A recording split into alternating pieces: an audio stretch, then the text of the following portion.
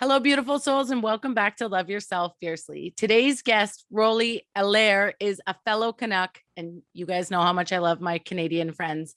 She's a life coach, she's a published author, and I kind of love her story, and I can't wait for you guys to hear it. So thank you so much for being here today. Thanks for having me. This is amazing. So thank you so much. Let's just dive right in. Why don't you tell us a little bit about where your journey began and how you evolved into where you are today? So, one, I want to be able to share my spirit name. So Gigado Migwin is my spirit name, and it stands for Talking Feather Woman. And I always feel that that is so important for me to express, simply because that is part of my journey. And so I want to be able to have that opportunity to be able to use that name and honor it. And so my journey began with living in northeastern Ontario, way up in Timmins. And so I was born and raised in Timmins until I was 10, and then I moved down into the area that I'm in now. I moved away and then came back, of course. And so so my journey started with I'm the oldest of four girls, and my dad was an alcoholic. And so he is actually, tomorrow is his anniversary, but he's also just recently passed away. Oh. And so I'm an adult child of an alcoholic. And so with that came a lot of dysfunction in our home, and but he's also been sober. So tomorrow is his sobriety date, and he had been sober for 26 years. And so I'm really happy about that. But it still gave me that part of what it is that's going, like, that has evolved into who I am. And so at the age of, roughly around the age of 6, my mom had taken me in to see a doctor because I was having a lot of anxiety. There was a lot of different things that were going on, and they didn't name it as such when I was little. And it was I went to see the specialist. So obviously I went to go and see the psychiatrist, but like, those are not the words that they actually use, right? So it's like, keep everything hush, hush, quiet, quiet. And so the precipice to that particular event was, like I said, I'm the oldest of four girls, and my sister had, so she's 10 months younger than me. And so as the oldest, I was supposed to make sure that I walked her from school and brought her home. And she was only in senior kindergarten at that point. And we didn't live far from home, far from the school. Like, it was really not that far. However, I went to go and meet her, and she was gone. And I couldn't find her, and I was just completely beside myself. And so that was like that's the starting point of where I've learned to cope and deal with anxiety. And so went through many different facets around the anxiety and trying to cope with it and dealing with it, as well as still living in a dysfunctional home setting. And so when we had so like those are, like I said, like, that's from a very early on. So I'm not sure whether or not I had anxiety prior to. And then of course it's like, did the anxiety come because it's like, was it the chicken or the egg, right? So like hereditarily, my grandmother has anxiety, or had anxiety. My dad had anxiety. And so then I had anxiety. And so like, is it because of that, or was it because of the dysfunction, right? So like, we really don't know. And so but those are the different things that we've had to cope with, and that we've had to deal with. And it's definitely been a journey, and has definitely helped me get to where it is that I am today.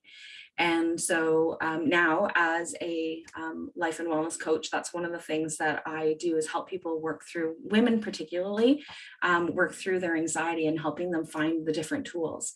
And so as time kind of went on, there was an incident that had happened where my sister had been apprehended, and from child services. And so from that point, we had to then come back to, as they were doing the integration, they had to put us into family counseling. And so through the family counseling, that didn't go over so well. I believe we only had 2 family sessions, and it was like complete upheaval, because at that point my dad was not ready to stop drinking, and there was nothing wrong with anything that was going on in our household. Everything was perfect in our household, right? That whole denial. And so but one of the things is, because by that point I was 14 and I was in high school. And so the high school was right behind our mental health services. And so they had allowed us, so in Canada, so depending on who else is watching and from where, in Canada, or at least in Ontario, is that if you're the age of 12 and up, you have access to services without parental consent. And so, which meant that the agency was allowed to sign me out of school so that I can continue to have my services. And so from that point on began my healing journey. And so it allowed me to continue to work through, learn to be able to have different coping skills. Obviously, not all of them were perfectly great coping skills, because I ended up with an eating disorder through my teens and into my early 20s. And then when I was 23, I was pregnant, but I was still bulimic. And so I was, and the doctor does not know whether or not that is the reason why I ended up losing my child, but it was, but then from that point on, it was like, oh my gosh, what am I going to do? And so I continued with that same behavior until I got pregnant in 1995 with my eldest living son. And so at that point is when things shifted for me in terms of that behavior. So then it was like, okay, now great. Now I have to try and come up with some new strategies, some new different things. But at the age of 19, I joined a family program that was geared specifically to adult children of alcoholics. And one of the things that was really interesting is that I was in this group full of older people. So like I had some moms that were there and that were like became mother hens. And then we had, and then there were some men that were also in the program, and they were like these big brothers. And because I was the youngest one in the group. And so, and back then I smoked as part of my coping strategies is that I was actually smoking. And so, and there was only one particular area that you were allowed to go and smoke in the building at the time. So there was this closed off room that you would actually have to go and smoke. And I'm the only smoker in this particular family program.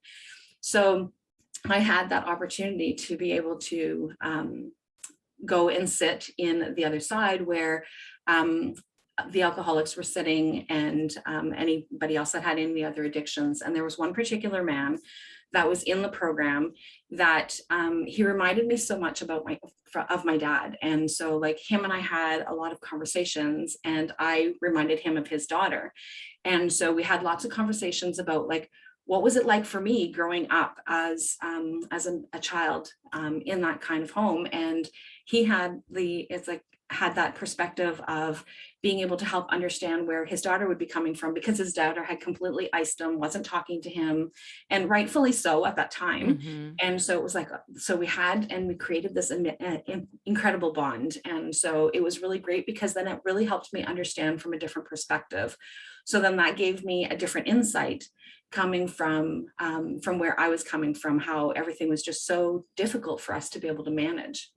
And so then we went to, so then as time went on and I continued, and I had different relationships and different things had happened. And so then I had my two beautiful children. So I have two adult boys that I love dearly, and they have, and so they've helped me grow even that much more, right? So everything that I've been able to experience. And so because of all the different experiences that I've had, it's allowed me to be able to have a different kind of insight. So I've been in domestic violent relationships.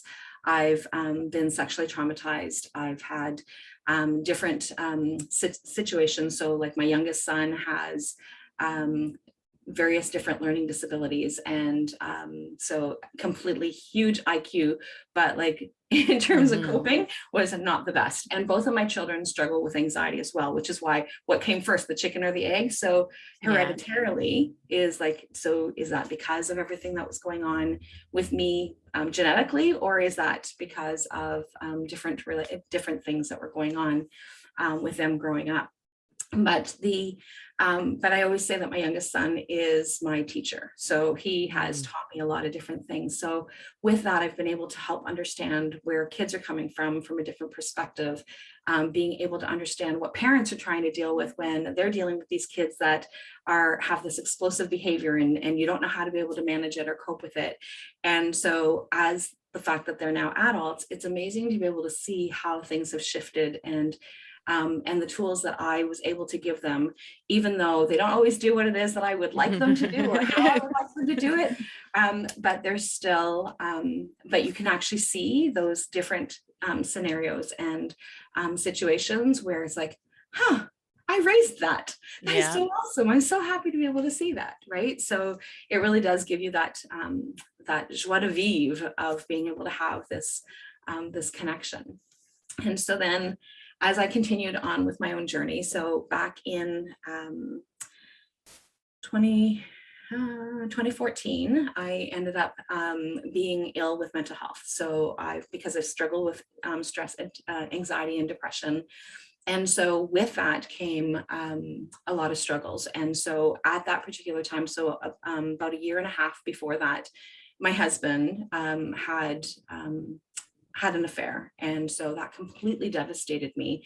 And not necessarily because of the affair itself, because at that particular moment, my youngest son, who I was having that I had some challenges with at that point was a teenager, and there was like lots of behaviors, and he was heading down a path that I wasn't great with. And so then all of my coping strategies made it really difficult. And so then I continued to work. I continued to do all the things that I needed to, because I actually went into in 2001, I started in psychotherapy, helping others with in mental health. So mental health addictions, domestic violence. And so because I had gone back to school at that point as previously as a single mom. And so it was like, I have all these tools and I already know all the things that I'm supposed to be dealing and coping with. And I thought that I had a good handle on what was going on. And so in 2014, when I had lost my job, that was like complete. That was like a triple hat trick. Like I could not handle anything more. Right. So I was still dealing with my teenage son. I'm still trying to get over the affair. And I was the type of person who always said, if you're having an affair, then we're done. Like we're completely finished. It's just not going to happen. But yet I'm in this situation and I'm like, okay, I don't even know how to cope with this now. I don't even know how to deal with this. And not because I didn't want to end the relationship, but because I was still so fragile. It was like, I'm this horrible mom. I've got this kid who's running down the path of addictions, and I've done all these things to be able to try and help protect him. And then and then I have my husband, and it's like, okay, and he's always been super supportive. So then that just really threw me back, right? So he came into our lives with my children being young kids, and took them on as his own children and looked after them with his as young children, and they do refer to him as their dad as well. So it's like, okay, now what am I supposed to be doing? So we've worked through those challenges, and not to give any not to say that give him any leeway as to like what happened or why, or that it's a good excuse, is it also happened at the time when his dad had just passed away. And so it was that he was feeling helpless, whatever. Like, I don't really care what your excuse was, it's still not okay. But it was like, but again, it was being able to see it from that perspective later on down the road, not at the time, because I didn't really care at the time. But as we continued to work through the relationship, that was one of the things that was like, oh, okay, this is one of the things that was going on, and this is what happened. And so, and then I continued to work on my own journey, and I started my own practice in 2015. And because when I was during that 9-month period that I was off, it was like, no, I really need to focus in on what it is that I need to be doing. So the psychiatrist had me unable to work for 9 months, but for the first 6 months was the challenge, because like I was my identity was in being a mom, and then my next identity was being a wife, and both of those two things had fallen apart. And then my other identity was who I was in terms of my work relationship, and then it was like everything fell apart, and it was like, oh my gosh, I really need to figure out who I am. So the psychiatrist had said, okay, we're going to give you 3 months. No, you're not able to work for 3 months.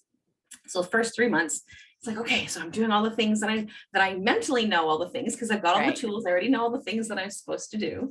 And then I went back to, and then when we went back at the 3-month period, and I went back and I'm like, okay, so I'm ready to go back to work part-time. I knew that I wasn't well enough to go back full-time, but I was like, Mhm. I'm ready to go back part-time. And he's like, no, you're not allowed. So 3 more months it is. And I'm like, no. And again, so then that Yeah. that sunk me again. So that took me a little bit of time to kind of bring things back forward again. And then we went back to, but by the time that the 6-month period came back and I went back to see him, at that point, I was well, I was stable. I had, and I don't take medication typically. I try and do things as holistic as I possibly can. However, I have used medication. And if I need to, again, I will definitely use medication. And I definitely promote that for anybody who needs it. And so, so at that time, my medication was all stable. I was stable. Things were going well.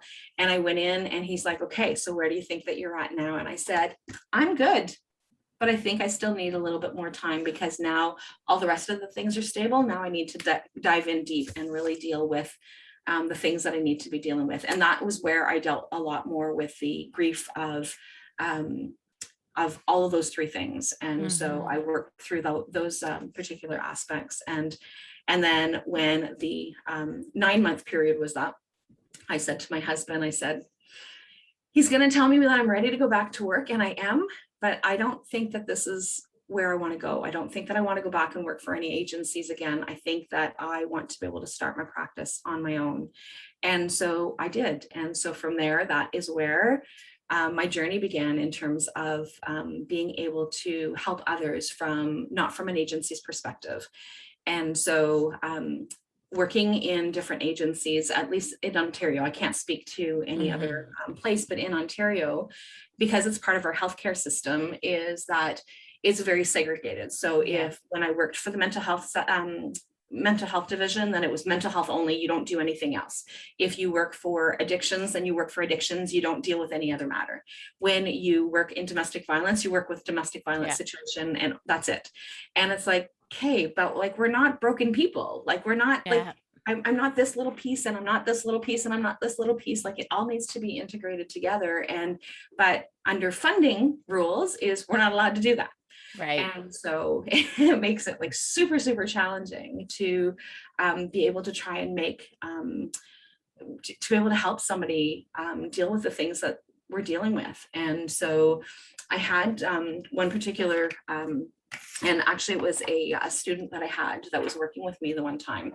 And this is how broken our system is, right? So she's dealing with different things. And of course, she's got like 4 different practitioners that she's dealing with, because like she's got different things that she's going on that's happening for her. And so she's dealing with somebody for mental health, she's dealing with somebody for domestic violence, and she's dealing with somebody for addictions. And so each person that she's having all of these appointments with have a different view, different perspective, and have a different situation. And one particular practitioner, and this is where like my light bulb really came on. It was like, okay, I can't keep doing this. This is crazy. And so she went in to work with this one particular practitioner, and the practitioner said to her, and she was doing really well. She wanted to become a social worker. That's what she was actually doing, was being a student.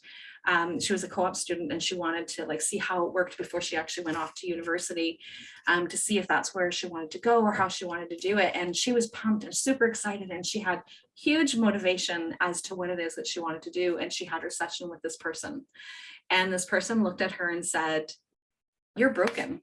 How are you ever going to be able to help others?" And I'm like, I can't believe that you just said that. And so then the entire time frame is she had called and said, I can't go back to school. I don't know what it is that I'm going to be doing. It's like, come back down to my office.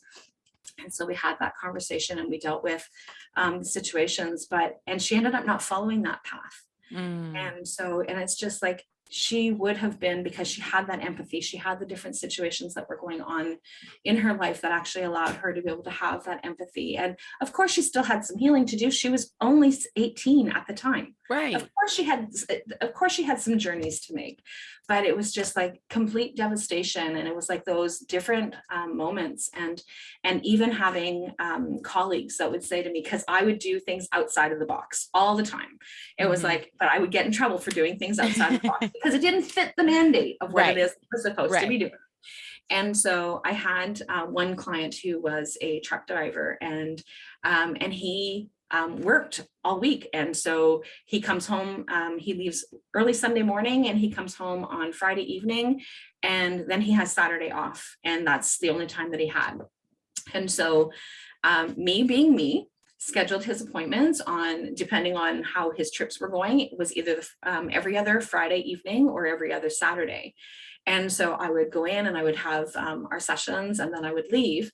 And that would be the only time that I would go in. Like, I wasn't going in to see any other clients or scheduling a full day. It was just those. And I was allowed to flex my time. So if I needed to be a little later or whatever, then I was able to just flex my time that way. So then I would just not go in earlier on the Monday or whatever.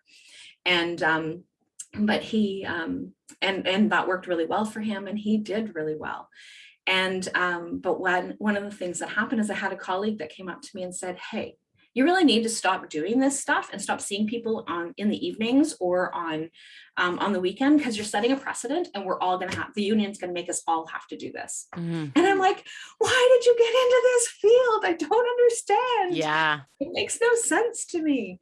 Right. So, but I just still continue to do the stuff that I did, and would get my fingers slapped. And, but I would just do those different things. But I've had some huge successes with being able to think outside of the box. So I have one particular client that I had who, she was First Nations, or is First Nations, not was First Nations. And so, or Aboriginal, there's like so many different terminology. I always forget which one that we're supposed to follow. But with my Métis background is that I was learning my culture, because that wasn't something that we were allowed to learn growing up. And so, but I was working with this particular client. And so I had learned some of the things culturally that could be done, but we actually would follow her own practices. So like, what is it that you want to be able to do? So we would start our sessions with smudging, and we would set our intentions as to what it is that we need to be doing. And we would call in the ancestors so that they can come and help support her during her session. And we would do a number of different things. And she had 2 little ones. And so she was also trying to regroup that, their relationship. And because she had been away in jail for some time, and so being able to reconnect with her children was something that was really important to her. And so being able to include the kids, and so our sessions would include different activities that they could be doing, and how can we be able to help rebuild that relationship for them, because that was one of the things that was really important to her. And so we actually took a situation, or we have a location that's called Devil's Rock. And so we went for a walk there. I brought my camera and handed it off to the girls, and the girls were taking pictures of different things. And as we're doing the hiking, and Mom and I are still having our session, because we would have our session still while we were talking, whether the girls were around or not, as they were going away for the distance. But then when they come back, then obviously we changed the conversation. But it would be, but it was about that healing and being out in nature and reconnecting with the with the land. And so there was one particular spot that we had stopped to take a picture of Mom and the 2 girls. So I had taken a picture of the 2 of them. And so while we're standing there, the oldest one, because Pete's Dam is a running water, and so like it has, so like it's and at one point it's there's like a little falls, but like at one particular point where there's this great big humongous tree that's there, and it's right by the water. And so we had taken a picture there. And as we're standing there, and I had been down this trail like 50 million times, like this is my favorite place to go. And so we're standing there, and the little girl says, "Mommy, listen, the water's talking to us." And it's just like so amazing, because like right where it was is the water was actually circling, and you can actually hear the gurgling. And they had been raised by their auntie, and she had taught them, and she was an elder, and so she taught them a lot of the different teachings, and had them connect with nature. And it was just like this, like, oh my gosh, like, so it's just really incredible. As much as I'm there to support my clients, is that I also learn from them. Right. So like I get different lessons from them, and they are my most cherished family that I have ever worked with. Not that I don't enjoy my other clients, but it's just that whole connection that we had. And it was this huge opening. And so I was the type of person who would get a new client, and in the intake, and they would have the entire case file, and you'd have all the reports and all these things. And I never read the reports until after I had met with the clients 2 or 3 times, because I really wanted to get a feel for what did they need and not have somebody else's biased opinion as to what it is. Because when you're reading the case notes, then you have like that perspective as to what it is that's going on.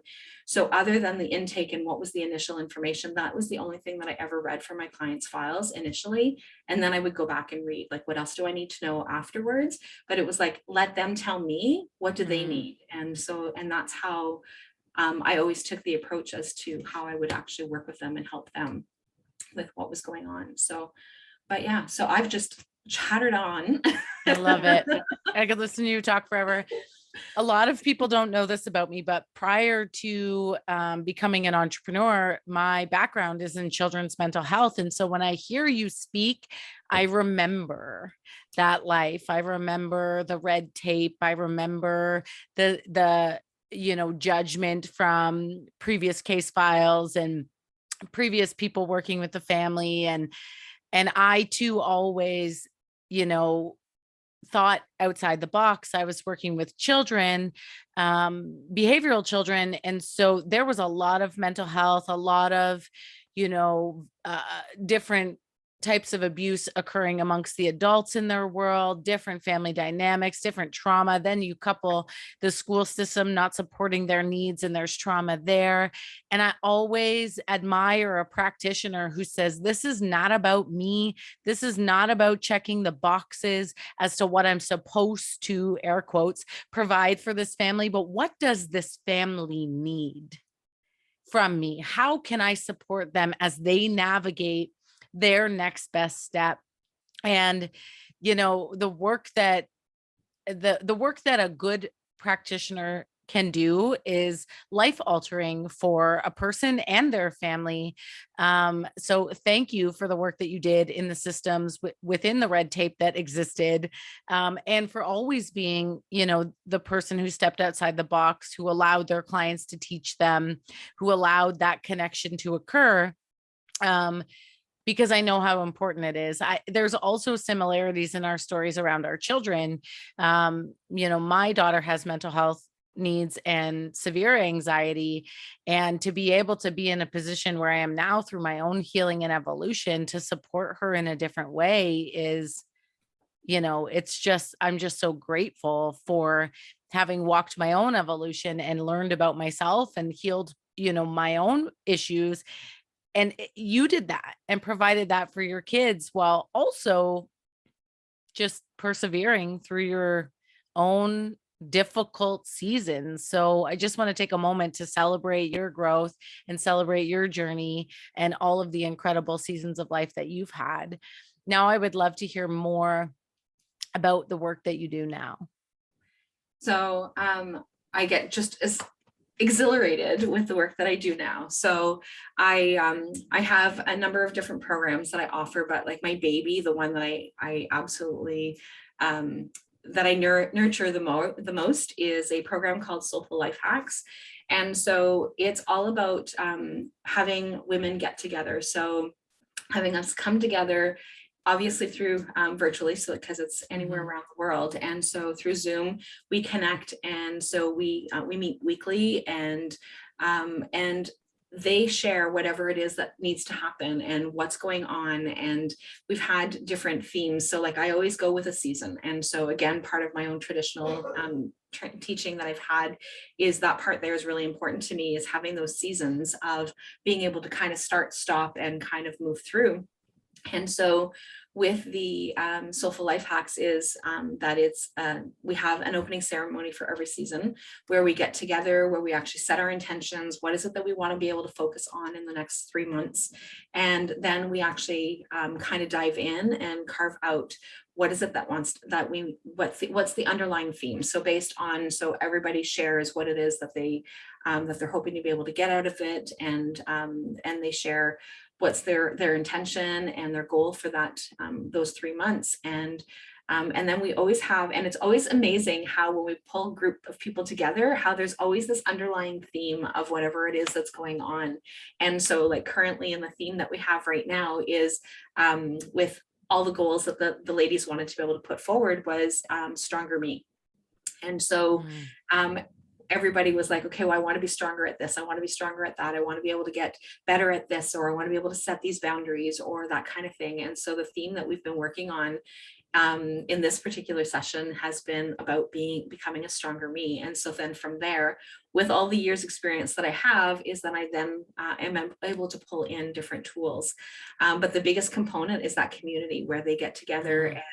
And so outside of that, that weekly session that we have, because we do hot seat coaching during that time frame, and then there's other bonus stuff to be able to help support them, like being able to do like how to be able to do daily meditations. And we actually have a life hack based on whatever it is that they're wanting to learn. So being able to kind of dive in a little bit deeper on who they are and things like that. And some of them take advantage of that, and others just come for the group session and being able to have that connection. And that is the biggest part of it.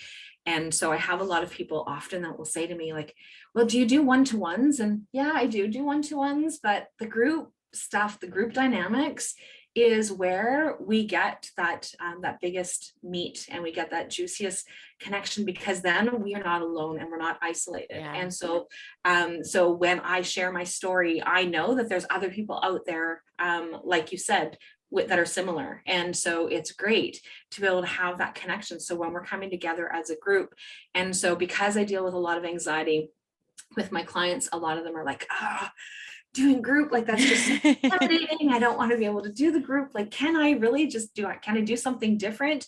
And can we just do one-to-one? And I do have one-to-one services, but it's not what it is that I promote, and at least at this point. And so because at some point my intention and my goal is that my one-to-one services will be for my group clients who want to be able to dive in a little deeper.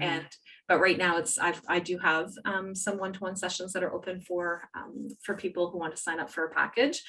But it's really about being able to have that connection and growing and being able to support each other. And one of the things that I love is that I have, so in the month of August, early part of August, my dad passed away. And so in the month, like the end of July, early August, like there was lots of things that were going on. And then August, I obviously wasn't super present for people. And so I did do some, but like for the most part, I was not 100% present, and understandably so.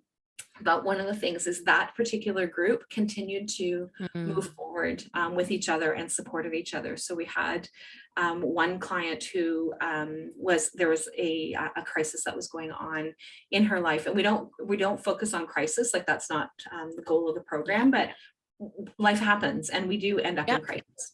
And so, and we're there to support each other. And so, but she had gone into crisis, and and we have a private group where they can actually communicate with each other, but they also have each other's phone numbers, and they text each other, and they connect with each other outside of that. But she had shared inside the group, and by the time that I had actually come to support her when I was able to, is that she had already had all the support that she needed. She had everything that she needed to be able to move forward, because she had the group that was actually able to be there. So we had somebody who had, one person had said, okay, well, I'm going to be available to you. I can come with you, because the two of them are local to each other. So I'm going to come with you to your appointment. And then the other ones were like, okay, how did the appointment go? Have you heard back from the doctor? And like all these different things that had happened. And it was just incredible to be able to see how she put it out there. And this is a client who, when she first started, I'm not really doing the groups. I don't really like doing the groups, but you're telling me that this is the best place for me. So I'm jumped in and I'm joining. And so, and when she first came in, she didn't share anything. She just stayed silent. And other than her introduction as to who she was and what her goal was, she didn't share. And so, so now as 6 months has progressed, and she now is putting out there like, hey, I'm in crisis and I'm not okay. And we're not going to have our weekly session this week, but I really need some support. And so it's really incredible to be able to see how we can lift each other up and support each other and be there, and just have that connection and allow us to not feel isolated. And although we have different scenarios, different backgrounds, we have different things that are going on currently in our lives, we still have that ability of being able to support each other. And that's one of the things that I just absolutely love with this program. So that's incredible. And, it just warms my heart in this season of my life and in the future seasons to come. A lot of my work is shifting into the collective rise, how healing the sister wound and really leaning on each other in community is the next best step for the evolution of women everywhere, is how can we rise together? How can, when one of us stumbles, can we all be there to lift up? And that's exactly what you're talking about. So I would love to hear in your own words what community means to you. So for me, community is everything. And so community is being able to have those people who've got your back. And they come from all walks of life, and you have no idea what's going to be able to help with that, right? So obviously you need to make sure that your community is a safe place to be, so that you don't have anybody that is going to tear things down and that kind of thing. But when you have that perfect community, is being able to have that opportunity for everybody to come together, support each other, and do exactly what it is that that my group did for their peer, right? So, and being able to just be there and supporting and knowing that somebody's got your back, and they may not know exactly what it is that you're going through, but they have that empathy that allows you to be able to say, okay, I get it. And like, even when we do the hot seat coaching, right? So it's just really incredible to be able to say, where it's like, okay, well, yeah, that whatever it is that we were doing on that particular tool that's in our toolbox can actually help me with this, even though the scenario is not the exact same, the feelings and the emotions are still the same. And so when you've got that strong community, that's, and I've always been a strong advocate for groups. And so as much as it's intimidating initially as a facilitator to be able to, it's now something that I'm 100% comfortable with, right? But when I first started and they threw me into groups and they're like, okay, well, we need you to like offer this anger management course, or we need you to do this or that inside one of the agencies. But then it became that connection, right? So like we had one particular program that I was in when I worked in mental health, and it was an anger management program. And the this one particular client was, and this was specifically geared to people who were in the legal system. So they have been charged with something, and so like they are your hardcore. They have to be they have to be there. And but like even within those settings, it was like they were able to start supporting each other and being able to connect. And so there was one particular man, he was older, and he came over to me and he said, because it was like, let's talk about like your automatic thoughts around the anger. And he's like, I don't have any automatic thoughts. And so it's like, okay, I'm going to challenge you on that. And so we challenged during the session. And so then he came back the following week, because I thought for sure this guy's not coming back. And so he came back the following week. And so when he had come back, he didn't share within the group because it wasn't something that he was comfortable with at that time. But he had said to me, like, you challenged me inside the group. And when you challenged me, one of the things that happened is that somebody else in the group had said something, and there was no crosstalk allowed, but somebody else had said something to him afterwards, and had said, like, I feel exactly what it is that you're feeling. But like, now that I've actually been practicing it a little bit more, when I do this or this is one of the things that I can actually then pay attention to what that automatic thought is. And so then he had come back and he had said to me, because of that and you challenging me and then this person approaching me, one of the things that happened was that when and he was there specifically because of explosive anger behavior. And so he had some assault charges. And so one of the things that he said is that when somebody at the grocery store pissed me off the other day, then I was able to like stop and say, this person is just doing their job and it has nothing to do with me. And I'm just going to say thank you very much. And I'm going to get on my way. And it was like this huge breaking point, right? So didn't mean that he didn't stay out of jail, and it didn't mean that he didn't have any more assault charges. It was just that breakthrough. And it was because of one of his peers were able to say, yeah, when she challenged you, like, oh, God, that like hit me really deep down. Mhm. And again, it's that community, right? So being able to, so like these are the strangers that come together, but when we start communicating and connecting with each other, then we actually get to build this little family that is not blood, right? So Yeah.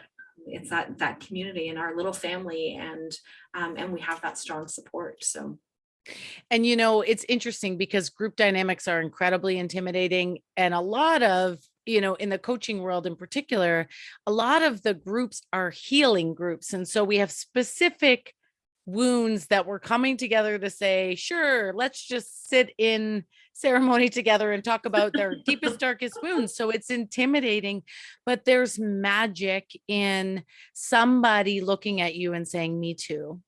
yeah. Me too. I've been there. Let's together we can do this. Together I can hold space for you. Together I can cry with you. I can understand your walk of life, and that's the true healing. Because let's talk about that anger management. I don't have any automatic thoughts. Underneath every single explosive behavior of those people was fear, shame, sadness, feelings of unworthiness, feelings of rejection, feelings of being unlovable, that all stem from individual trauma.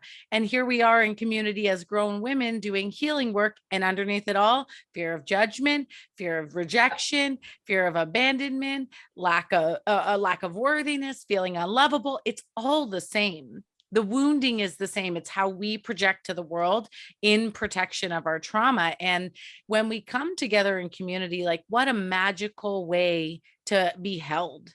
And in my work, it's predominantly women as well. And I feel like a lot of the rejection wounds, judgment, fears, lack of worthiness wounds are surrounding women. So when we come together to hold space like that, we're literally changing the trajectory of what it means to be women together. And there's just so much beauty and so much love and so much magic in that. So I'm so grateful for women like you who are holding space in such a way.